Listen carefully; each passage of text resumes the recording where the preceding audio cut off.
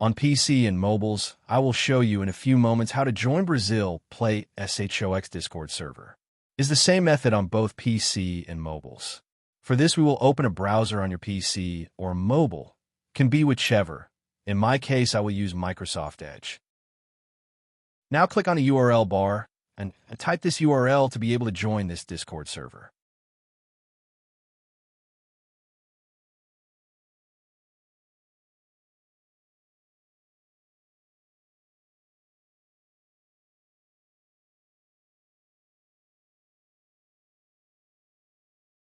Doing this will automatically start your Discord application if you have it installed.